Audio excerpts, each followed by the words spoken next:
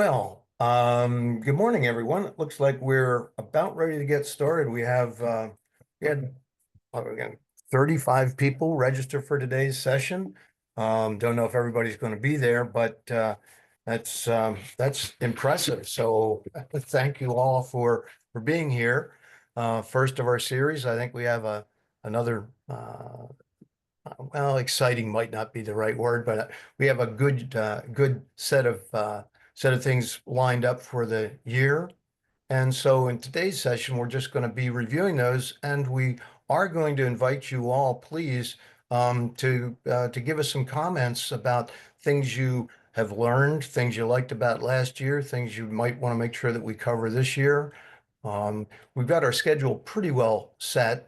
However, if there's some topics we might be able to explore. So we'll have a little open mic after we get finished with this session.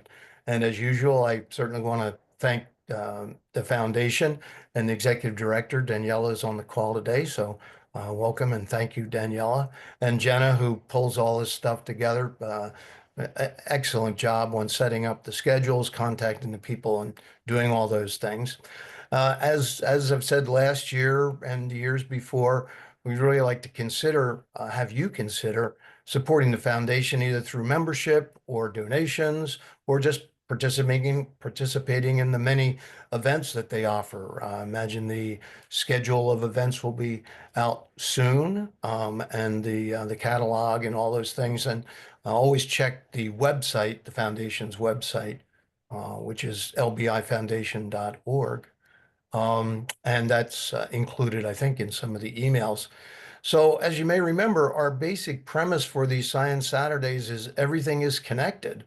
And it's through that connection that those of us who are concerned about the Bay are connected to the rest of the planet through the estuary. And then we're all connected together through the air and the sea and all those things. And we're going to be exploring some of those things. And you may remember last year we had a little input about astronomy, and we've added that to our schedule again for this year. So as I say, we've got a pretty interesting series of things. And of course, the foundation is a great place for you to continue your personal education, your personal journey. We have that wonderful marsh walk. We've got the webcam. We've got the camera will also be on our ospreys. So hang out at the foundation. It's a good thing. It's a good thing to do.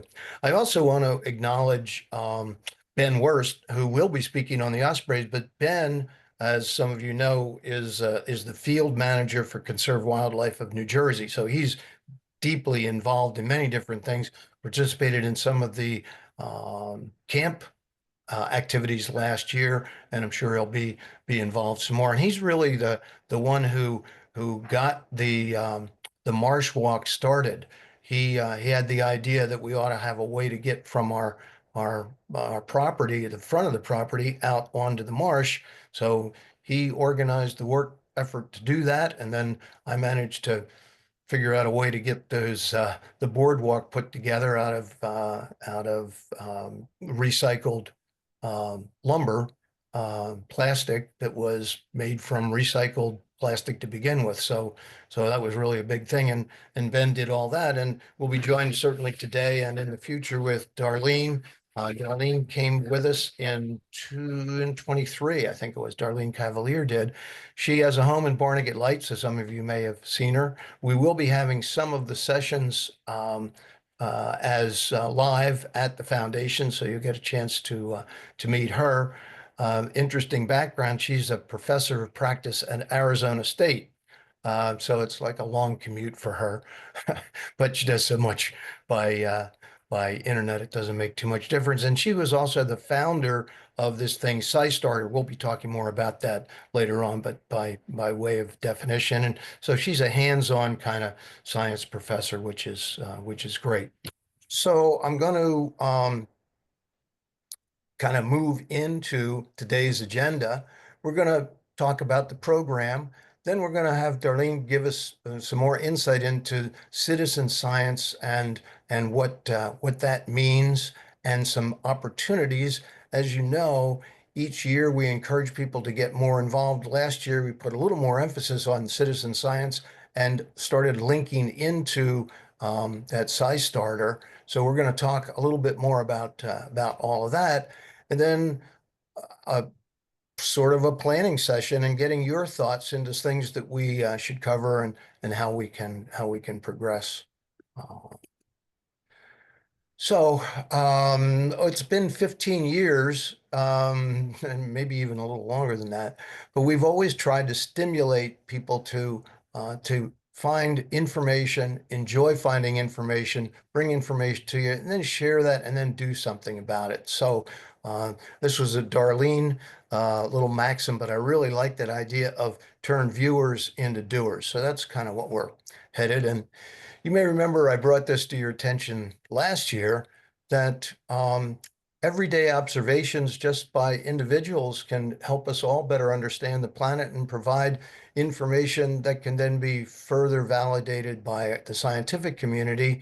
And so this is my evidence of global warming. So I'm going to turn things over to Darlene, and she'll start to talk about what is citizen science and what do we want to accomplish this year. Darlene? Great. Thank you, Rick. Nice to see everyone. If you would, if you're able to use chat, if you haven't used Zoom before, on my screen, I can see all the little tools for Zoom at the bottom of my screen. If you're on your phone, you might see them by clicking that little hamburger sign. But anyway, introduce yourself in chat. Let us know where you're from. That would be great if you can. So I'm Darlene Cavalier, as Rick mentioned, a professor of practice at Arizona State University and the founder of SciStarter. And I spend a lot of my time here in Barnegat Light on East 29th Street. So I have the benefit of being able to engage in citizen science. So citizen science is maybe something many of you are familiar with. If not, I'm happy to introduce it. It's basically a way for you to turn your curiosity or your concerns into real impact. And that's not impact by donations of dollars, that's donation of your time. So if you're a gardener and you're used to making observations, which you have to be a good gardener here, once you share those observations through citizen science projects, it becomes citizen science. That means somebody's using your observations to answer questions they can't answer on their own. This might be helping to track changes in species population and more. But the key here is that you're not just making observations. You'll learn in the process of engaging in citizen science, but you're sharing those observations in ways that can help address scientific research and even some local or island or state level planning. So next slide. So these are just some of the benefits, a handful of benefits to science and those to society of citizen science. Think of crowdsourcing. The formal term is participatory science. So it broadens the scope of who can be involved in science. Many people without science degrees are very, very active in citizen science. Many people without high school or college diplomas are involved in citizen science. And then it ranges. You might have retirees, retired chemists who are involved. Basically, everybody is welcome to be part of science through citizen science.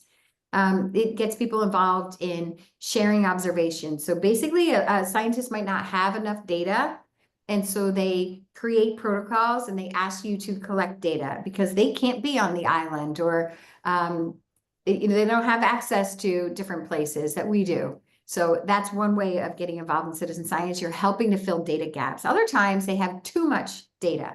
So this tends to be more from projects that are run by NASA. Too much data for professional astronomers to sift through images from the Hubble telescope. So they develop protocols and they invite the public to come in to help look through each of those images and look for things like new galaxies. And all of these projects are really designed with the idea that these are probably non-professional scientists getting involved. You'll definitely learn something in the process. So you don't just turn your data over and hope for the best. You're going to learn a lot in the process. So again, the gardening example, you might start to learn why some pollinators are not coming back in the same level of population as they were in the past. Or you might find that actually they're fine. They just are not in your particular garden at that point. All of this, again, helps accelerate research and discovery. Next slide, please. So there's always outcomes. It may take a while because science takes time. Some projects have outcomes that are faster than others. So we know this last point here on this slide is a really interesting one. This is when we had people in one weekend get involved in a crowdsourcing project where you're just looking at certain images and deciding whether or not you see blood moving through a vessel as flowing or it's not flowing. It's kind of easy to see. It's either moving or it's not. And believe it or not, just by saying flowing, stalled, flowing, stalled, you're actively involved in analyzing data to help researchers at Cornell who are looking for new drug discoveries to treat Alzheimer's. So they're looking at the impact on stalled blood flow in a brain to understand as they try different drugs and treatments and reduce the stalls, is memory restored? So every one of your activities is a small part of much larger research. Tons and tons of environmental projects really look for help from citizen scientists, including many that we'll hear about later that need help here on the island too, and the surrounding area. So all of these are just some examples of scientific outcomes. Next slide, please. Yeah, so here are some that we highlight on the website, scistarter.org, LBIF, Long Beach Island Foundation, _Science Saturday. These all relate to speakers. And you'll see on that site, slightly updated projects, but you'll also see links back to the LBI Foundation site where you can find out about each one of our speakers that Rick is going to highlight later in our talk, who's going to be speaking, what their topics are, and every one of them will relate to an activity that you can do. That's the idea of turning you from a viewer into an actual doer. And every one of these you'll be able to get involved in. Next slide. So SciStarter is a website that helps you find these projects wherever you are. They can be online projects, they can be in-person projects. They tend to be projects where you don't have to meet up at a specific time to do them. And so terrapin watch project here on the island, on the north part of the island, to get involved in tagging terrapins. You might have iNaturalist project. I bet some of you are involved in that already, where you can just be strolling along the beach and document the type of biodiversity that you see. Not only are you sharing that into the world's largest biodiversity database used by many, many, many scientists, but you also can get information back to validate and verify what species you're actually looking at. So if you are using iNaturalist, you would actually see several hundred iNaturalist observations that have been added to that app just in Barnegat Light.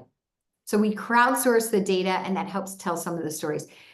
So SciStarter helps you find all of those different ways to engage. iNaturalist is one. Zooniverse Project's a very large platform. That's another. There are thousands of citizen science projects waiting for you and in need of your help. So we help basically play that matchmaking service there. And in the process, we have a lot of research that we publish that helps improve the field too. Next slide. And you can be a part of 1 million acts of science. Every April, conveniently for us, the idea here is that you're going to build such confidence and such interest in getting involved in citizen science between now, February 1st, when we're kicking off Science Saturday, until our last speak, which rolls us right into April, that you'll want to really get involved during Citizen Science Month, where there's no shortage of opportunities. Your local library will likely have events related to Citizen Science Month. They may even be loaning out equipment and materials, which are not required, but sometimes they're helpful. It could be a telescope to help monitor light pollution on the island and surrounding areas. It might be air quality sensors to help measure air pollution. It may be field guides, so you understand what kind of birds and different species should be hanging out around here, so it's easier to make identification. So collectively, we aim for 1 million acts of science. So every act, every time you add a data piece, every time you analyze data, that's an act. In April, we far exceeded 1 million acts last year. We're still holding that goal of 1 million this year, but we encourage you to be a part of it. You can find everything you need at SciStarter or citizensciencemonth.org. Next slide, please. Back to Rick. Okay, thank you very much. So as I said, we have a pretty exciting schedule set down, and I'm just going to run through these kind of quickly. And what I'm trying to do is I want to set this up for our open mic to talk about how we might embellish some of these. Right now, this is kind of what I say. It's the still warm Jello stage. It's starting to firm up. We have most of our speakers, we have most of their dates, and we have their topics. However, since we usually have a significant dialogue before they actually talk, if there's some ideas that come to your minds that we might be able to include, that's always a good thing. And by the way, I'll also say when we publish the date and the time and the speaker and the topic, if you have ideas about that topic, since you'll be looking at least a week out, send us an email and let us know if you have a particular question on that topic or something that you'd like to see covered. Frequently, they're already planning on covering many of the topics you think about, but I know from the speaking that I do, I really enjoy it when I know that there are questions in the minds of the listeners, so that I can maybe share a little bit of knowledge that I know is going to ring true with someone because they've got a question on it. So we're going to start off with the night sky. We had our speaker last year, James, Darlene, what's his last name? Webster. Webster. Um, and I think we got a little deep last year, and so he's gonna dumb it down for us. But I think he's a great guy and got a lot of knowledge. And many of the nights, especially now before the humidity sets in, are beautiful on LBI, and going down to the beach and looking out over the ocean so you don't have the light pollution behind you is just fantastic. So he'll be talking about that. Then we have this fantastic resource in our backyard, and I don't use it as much as I should, frankly, but Forsyth National Wildlife Refuge all along the estuary, especially in the Harvey Cedars area and down to, well, I guess actually down to Little Lake Harbor. It's a fantastic resource. And of course, the expansion of the park there as you come on to LBI, wonderful place to walk, some great birding in there. So there's all these resources, and we're going to have a fellow from Forsyth talk about all the things that you can learn there. And they run a variety of programs, certainly in the summer and throughout the year.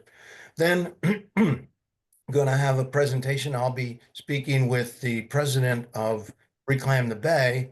And what Reclaim the Bay is doing this year is they're starting a series of podcasts. So while you're fishing or knitting or sitting on the beach, you can listen to some podcasts. And they've decided to call it the Ripple Effect. And those will be topics when they talk about something, let's say living shorelines, they'll be talking about the effect of a living shoreline on the entire bay, which would be to, I don't want to steal too much of Bill's thunder, but that would be to increase the habitat. So people that are recreational fishers, are fishermen or fisher ladies, fishermen, they would like to see more life in the bay. To have more life, you need more habitat. The ripple effect from living shorelines is to create more habitat and then more life in the bay. So, that first one's going to be Reclaim the Bay, but we have Reclaim the Bay has others lined up that I think you'll enjoy. So we'll be introducing that. The field station down in Holgate, many of you have heard Angela Anderson speak before. She's great. She's very enthusiastic, very knowledgeable, and a lot is going to be going on. A lot was going on last year down at the field station. And then they're also working on the Bay Island project, which is to stabilize shorelines on the bay and to know more about the impact on our environment from the Bay Islands that are really so critical and really so much in trouble. That relates pretty deeply to the next one, which will be Barnegat Bay Partnership, BBP, as it's noted here. And they have a project called Paddle for the Edge. And they'll be talking about that project where you're invited as a kayaker, as somebody who likes to spend a little time in the water, to participate in information gathering about the Sedge Islands and the edge of Long Beach Island and the edge of the mainland. So that's a really worthwhile project, and I'll be talking about that. Then many of you remember Doug Zemeckis. He is the county marine agent, Rutgers Cooperative Extension. He's going to be talking about commercial fishing, helping us all better understand what a busy place the ocean really is, especially off our shore, for the commercial fishermen, the challenges they face, and some things that you and I should know about, know more about when we eat seafood that's caught locally. That's really a good thing. And then that's going to be followed by the people at Viking Village uh, uh, that are going to be talking about the different fish that are landed in that commercial seaport. There are only six, I think, six other commercial fishing ports in the state of New Jersey. And so much of the seafood that the whole world, well, the whole state, and perhaps some of the nation eats comes across the docks at Viking Village. And Kurt Larson is a very entertaining speaker, and we'll talk about that. And I think we may even be able to coax him to bring some scallops so we could have a little scallop tasting and talk about how to saute scallops and do those things. And he too is a very interactive guy. He likes to share his stories, and he likes to hear questions from people too. And then we're going to have something we haven't done before, but I've always wanted to do, and that is we'll have a wrap up.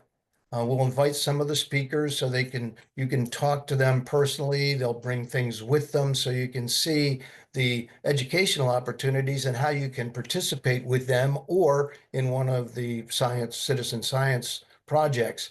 And that'll be kind of our launch for the summer, getting people thinking about things that they can do for the summer and participate with these things that we've been presenting throughout the season. So with that, Darlene, did you want to add anything about any of our speakers or any ideas? And then we'll get things started, maybe with some ideas from our people. No, I'm very excited about the potential kind of Citizen Science Expo, at the end of April at the pavilion at Barnegat Light. So we've got our eye on that. We're still planning that. So thanks for mentioning that. Okay, so let's open up the mic and see if anybody has things. I don't know if you all know how to use your raise your hand. There's a little icon for raising your hand, and I'm gonna stop sharing. And this way, whoever's asking the question, your picture will become more prominent. Questions, comments, observations? Rick, hi Rick and everyone. It's Terry Michaud. I used to be a neighbor of Rick's way back when. Good to see. I did put it in the comments section, but we become concerned, probably a little too late, but pervious land preservation, and it could potentially just be part of the conversation that the paddle for the edge topic. I'm not sure, but I just wondered if there was, I know there's many environmentally concerned groups that get together, but I thought this forum maybe would be interesting to have people try to gather some knowledge about what's left on the island and how it can be preserved. For instance, so they just sold and, the nuns are fine selling their property, but is that going to become impervious land in Harvey Cedars? And is there any influence that can be made by citizens to keep impervious or pervious land versus impervious? Yeah, good. And any of you have topics that you're not sure whether it would fit in with some of the topics that we have. We have a couple of open dates still. So I'm very, and I think that's a great topic. And also, I think what it's what it puts out to all of us is that I'm so happy to hear you raise that question, because that means that over the years, topics like impervious uh, uh, soil, that was a term that not everybody understood, or what the impact or the ramifications on LBI are or were. So the fact that you recognizing that as a problem and bringing it up, you get an A for the day, Terry. Well, thanks, Rick. Other ones? I see a comment from Jennifer. Looking at a presentation to learn more about the various nonprofit and other organizations dealing with water, land, and water life in New Jersey, especially those that intersect with LBI. It's a great question. Maybe some kind of landscape mapping of that. Yeah. And so what I think that at one of these, what we want to do is give everybody an overview of the various nonprofits that are doing things on LBI, like Alliance for Living Ocean, Clean Ocean Action, um, et cetera, et cetera. Yeah, okay, good. Anything else in the comments section? Well, maybe you could invite some of those groups to the end of year wrap up. Absolutely, yes. And you may remember the foundation does a thing called Barnegat Bay Day. It will be in July. Jenna, you mentioned the date the other day. I didn't catch it, but it's It's Wednesday, July 9th. okay, great. Wednesday, July 9th.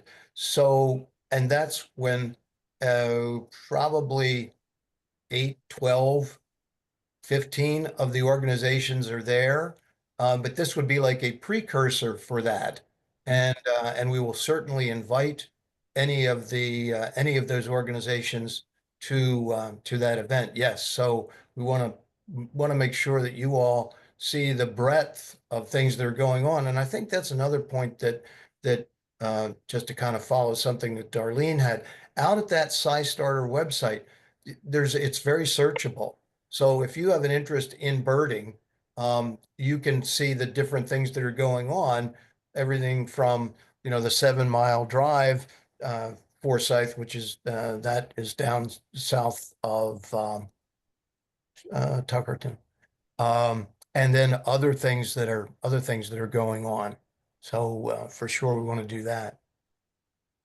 This is Nancy. I think it would be great if we had citizens that had things that we wanted to see on the island, like addressing the impervious surfaces and also the lighting, because we have great opportunity to look at the stars, but yet the towns put in what might be scenic lighting, looks nice, but it's totally the wrong type of lighting for keeping the light facing downward. And so if we had some, kind of just said to all the towns, like, when you're doing this, don't put in a street light that, and when I'm talking about some of the new pillars that are up, in Long Beach Township, that have the sort of historic looking, street light, but yet the light goes up, and we're having more and more of that. And even on the residences, if we could educate people how to have, more environmental paving, more environmental lighting, that would be great for everybody. Yeah, I was just making a note there. It would be good for us to maybe collect these ideas of things that municipalities should think about. I'm sure that some of the people on the call right now are in taxpayers associations up and down the island. So this might be something that we could put together a compiled list from top topics and questions like yours. And then individuals can take those to their taxpayers association to take to their municipality, so that we come up with ideas, but then we have a way to put those ideas, into perhaps some useful form. So that's a good one.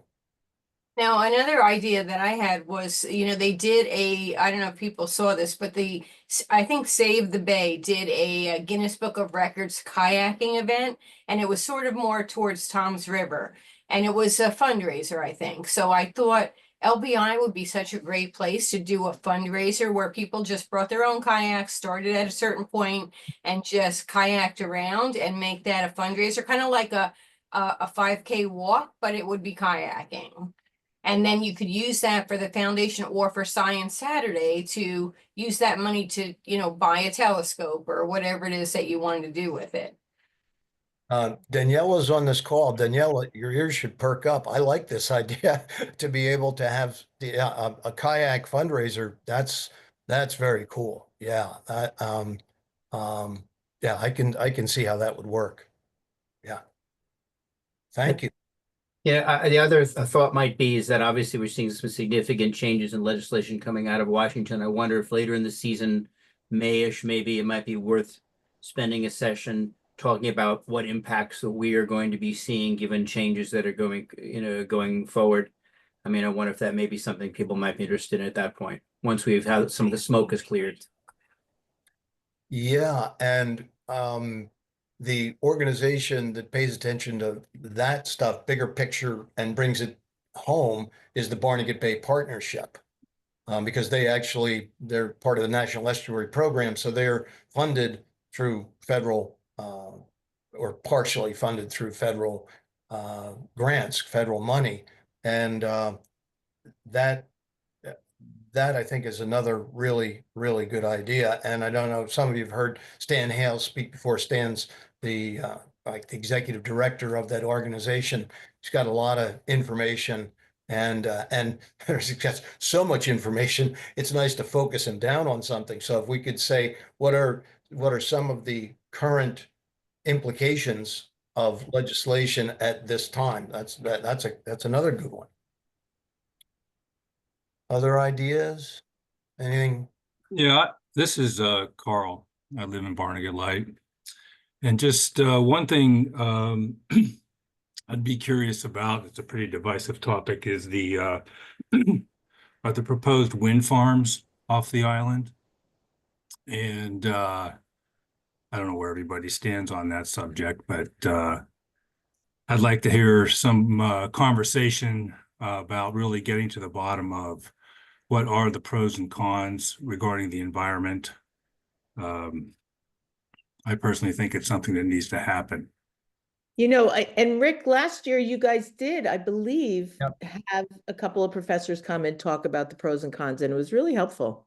Yes, and we can certainly do that again, and it's a topic that certainly things are changing all the time on the wind situation, and like you, it's not so much what is your position, it's what are the facts that people should know so they can formulate an informed position rather than, well, I heard about this and I heard about that. And I think last year, or certainly the year before, Doug Zemeckis, since his involvement as Rutgers, and there's a lot of Rutgers research, and some people are saying, "Oh, well, Rutgers, you can't trust them because they got paid to do the research." The research is the research; these are scientists. But we can see if we can get Doug, and I think and we also had an interesting talk last year. Trying to remember who did that. Well, anyhow, yeah. So the topic of wind, there's another thing, and maybe I'll bounce this idea off you. Darlene and I were just talking yesterday about the concern over the park and the area around Barnegat Light and the piping plovers and some things are sinkholes and those things. And what we were thinking about was maybe having a sort of a community contact session. Maybe it's an evening and not on a Saturday, because these things come up. And if we could have a speaker or two that with links to websites that have the data, that have the science behind the concerns on one side or the other, we were thinking about that. Do you think people would be interested in an evening, this would be maybe like a 6 o'clock thing or something like that. Any thoughts about that? Yes, I think that'd be very interesting. And speaking of that beach replenishment on Barnegat Light at the jetty, I mean, there was very little information about that they were going to go about doing that. Yeah. And they really, I don't know if anybody's walked that beach since they did it, Yeah. but I think they really went really far. Maybe I don't understand exactly why. Maybe there were some piping plover nesting areas that they thought they were restoring. Yeah, But they cleared it out. Yeah, I went to the walk to show off our birds, and A, there were very few birds, and B, you had to really, it was before they forewarned or they warned everybody about the sinkholes. So we saw them and thought, wow, I guess we should avoid that, but there were like very few birds. Normally it's rich. And I don't even understand how they didn't know those sinkholes were going to happen. If you walk that beach, and the way that tide rolls in and out through the jetty, I mean, I just thought that whole thing was bungled. Yeah, well, I think that I want to be careful that it was not yet bungled. It may be. I'll try and be impartial here, but these are the things that come up, and if we could provide a link to good information, as I say, pro or con, or science and hearsay, I think that that would be useful. And if some of you think so, we can maybe put that together on occasional topics where there's something that's getting some ink in the sandpaper, and then have some of the knowledgeable people speak to that topic. Okay, well, I think the topic, beach restoration. I mean, pros and cons. I mean, I've been walking Barnegat Light Beach since '92, and I've watched that beach change, dramatically. And, as nature takes its course. And I just like to understand, I understand the importance of tourism and having a beautiful beach.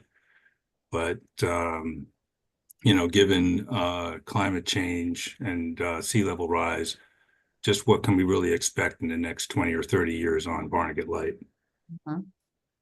Right, those are great topics. That's what I put in here, the framing of a community dialogue where we can help get trusted people to come in and just have the discussion. It doesn't mean that we certainly don't have the answers, but I agree with you. I think a good, honest, transparent conversation would be helpful. We'll all learn from each other.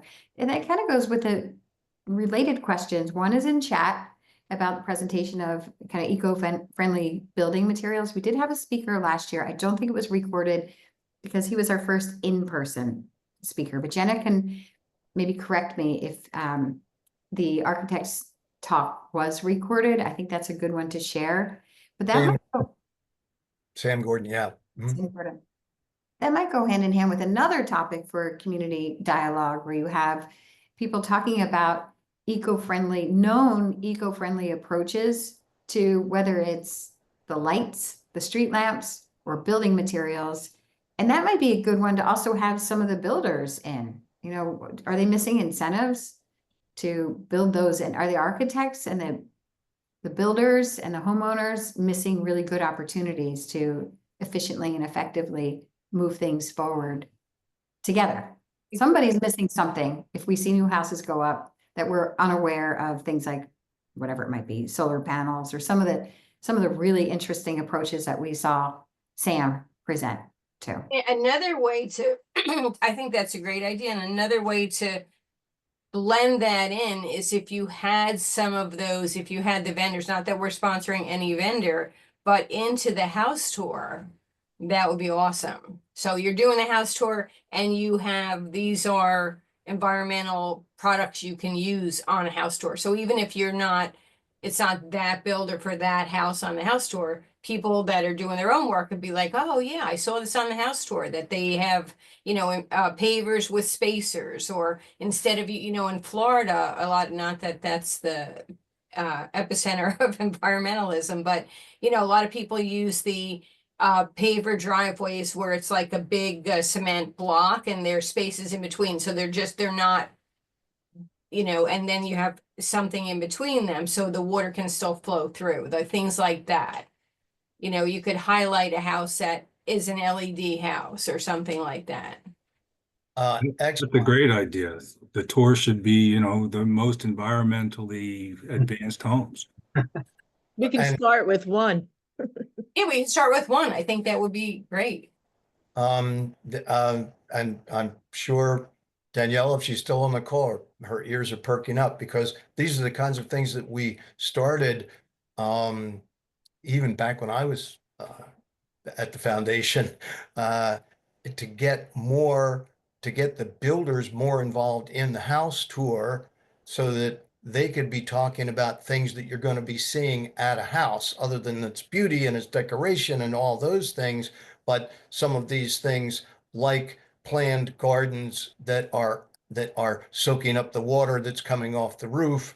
So it's not just running down the driveway, the impervious driveway, or filling up the hot tub and the swimming pool. So yes, I think linking some of the environmental benefits that you now find in homes, and I mean, that could just, yeah, that could actually be a little part of the guide. You know, the foundation does this beautiful guide of the homes and pictures and all this and that. Maybe we could put in, maybe we could get, Yeah, um, if I can interject. Hi, everybody. Welcome to the first Science Saturday. I'm so excited to comment on what Rick is saying.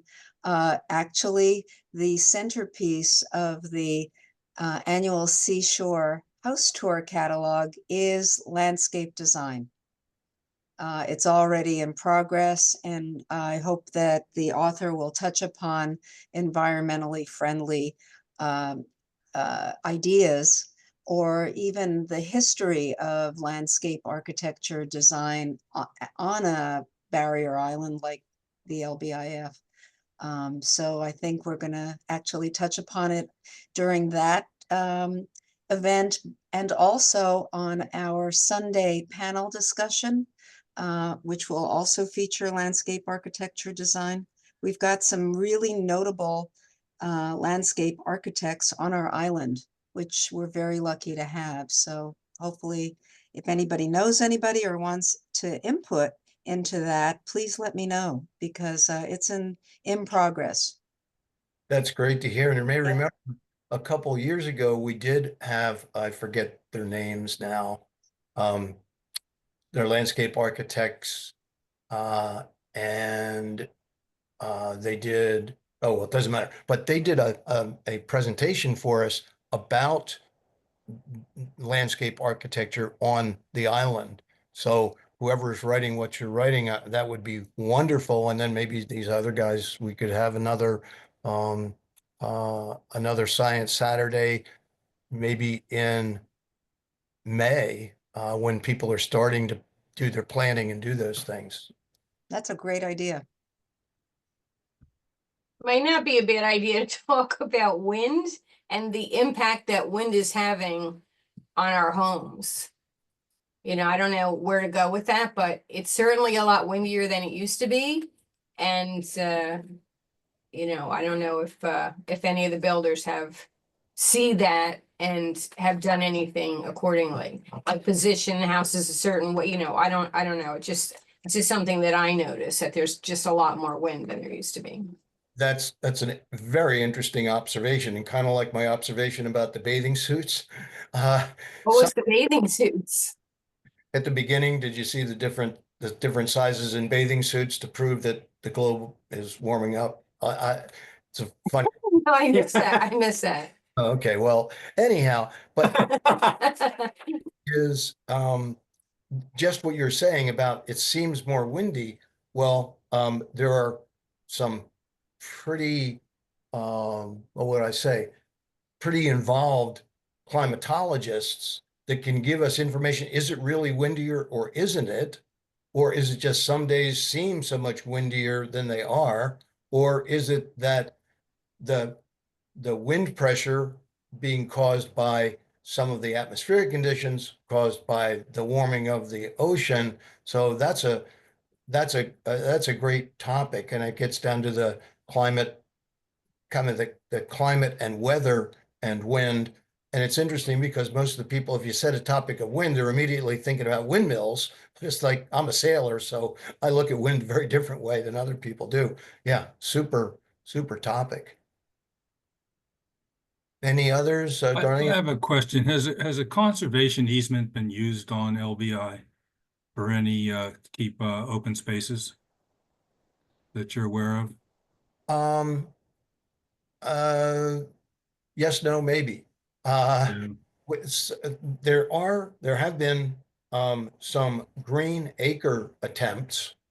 I know Beach Haven Borough some time ago, it was Nancy Taggart's first administration. She was really trying to buy land, with tax dollars for more green space. And the state of New Jersey does have fund for green space.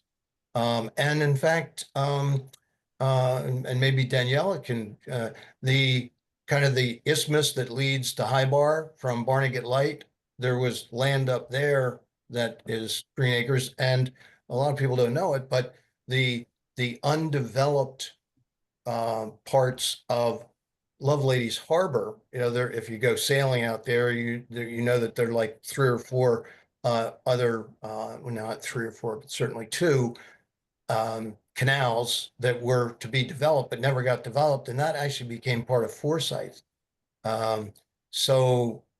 But that's another really interesting topic about what, if anything, could be done or is being done. I know LB Township has spent a lot of energy, and Angela can tell you about their efforts to procure green acres. And that's what their field station was all about down there in Holgate. But that, And then, yeah, there's something stopped the further expansion of High Bar Harbor as well. yes, I don't know if that was just financing or an environmental stop, but I can, that certainly could have been very much expanded beyond where it is today. I can comment on that because I was on the team that sought to preserve what was intended for development, which is the meadows off of High Bar or in High Bar, and that they wanted to build 101 homes on that piece of wetlands. They wanted to create a dredge dumping site at the end of Sunset, that lovely strip of land, and also all along 20th Street. So in 2002, we got everybody organized. We went to the various government agencies, and fortunately, Tommy Hofbauer was responsible actually for putting together the package to stop the development, and Green Acres gave us most of the funding, but it was a partnership of various agencies. But that was about a 3-year project. And Thank goodness. thank Good work. absolutely, thank goodness. So I just have, I don't know, everybody knows that the Lighthouse Marina is for sale, and it's about 2.5 acres. There's been talk of a multi-story hotel going in there. I don't know if that's been shut down. And then you've got Jen's Links. It just was in the news. That's a business that could go out of business. And then there's Mustache Bill's, all these things that make Barnegat Light precious. I'm just wondering whether it be a conservation easement or some kind of buyout, citizen buyouts of some of those properties to just maintain, the charm of that end of the island. also in Harvey Cedars, the Bible conferences. That's something else too, yes. Well, and that's what I was talking about with the Sisters of Charity. Hasn't that piece of land up to the beach from the boulevard been sold? And I don't know who to. Yeah, I don't know why that couldn't have been bought by the citizens of the island. That's Well, first of all, let me say, this is Nancy, that the land is very expensive.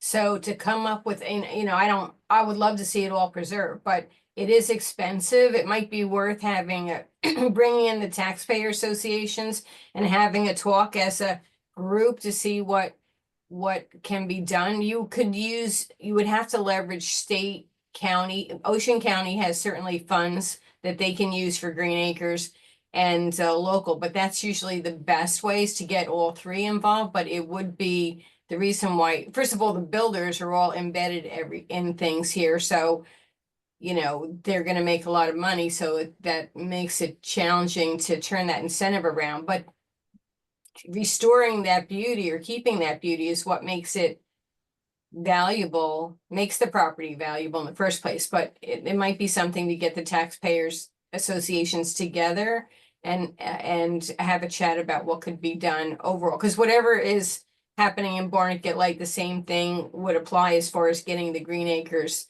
funding across the whole island.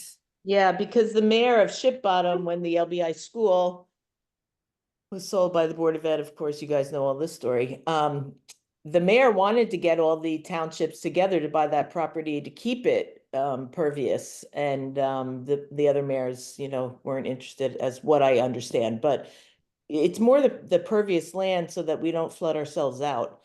Exactly.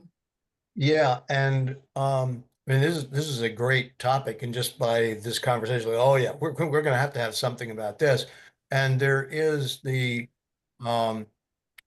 New Jersey organizing program.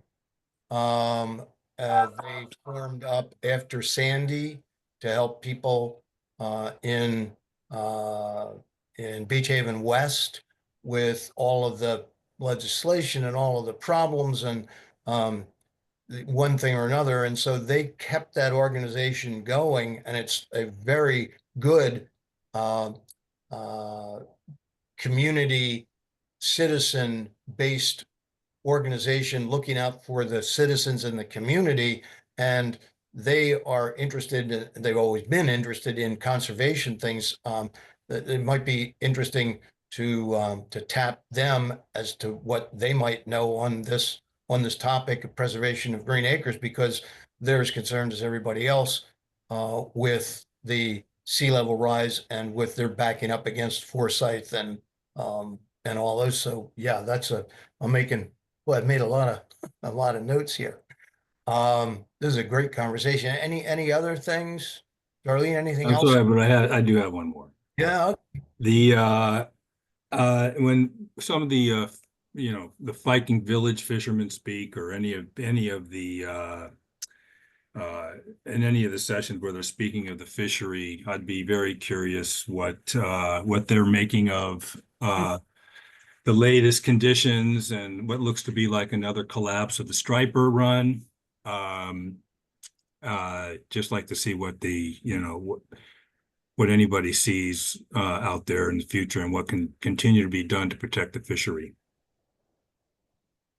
I don't know what you mean by another collapse of the striper run. The stripers, you know, it seems like these last couple of years that the recreational catch it's really become far and few between. And what do they think that I think it has to do with the spawning. You know, it seems to be the stripers that make their way come out of Chesapeake Bay, and it seems like there's an issue there. Also, it seems like it's, you know, it's much more healthy up towards the Hudson River, that area. But for some reason around us, you're just not seeing the fish populations that you did just a few years ago. We have Doug Zemeckis is on our list. He was going to be. He doesn't have to be talking exclusively commercial fishing. He knows a lot about the recreational fishing, and I think that's a really great topic, and it really gets into the crux of climate change. And when you're having trouble with a species in decline, you'd look at what does it eat, and is that available, and is that changing because of sea state change? And then what are the predators, not only of the adult, but of the larval state? So when stripers aren't procreating, there may be predator species it's eating their larvae at a rate that's causing the decline of the fishery. Those are the kinds of things. I've just expanded my entire knowledge in those 40 words, but Doug can get into all of that. And some of these, maybe they spin off one of these evening sessions that I was talking about. By the way, Rutgers offers a course called I Fish.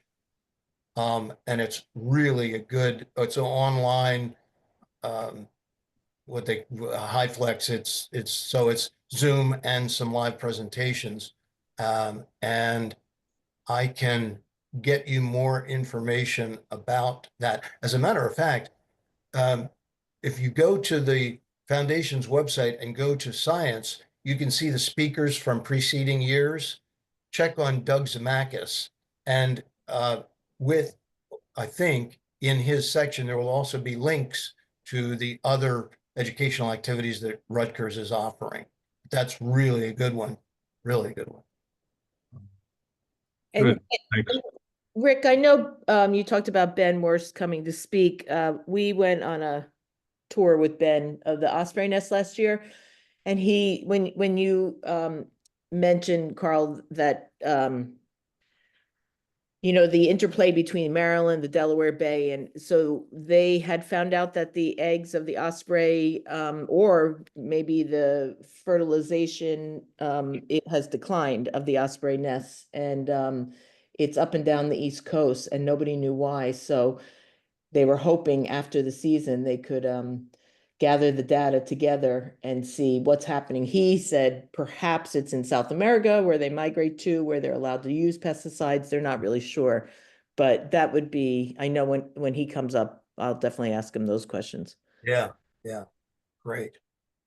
Well, we got to be noontime already, but this has been great. This is just, I can see Darlene is smiling, as I am too. These are just the kind of inputs that we have wanted to have. So I really appreciate you all taking your time to share your thoughts and your interest and your ideas.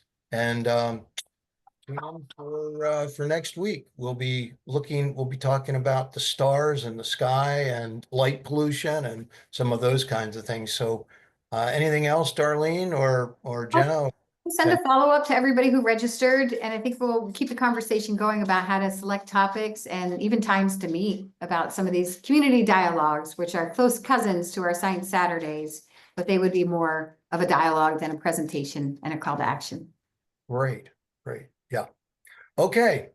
All right, thank you. Everyone, Thank take you care. very much. Bye. Thank you. Thank you all. Have a good weekend.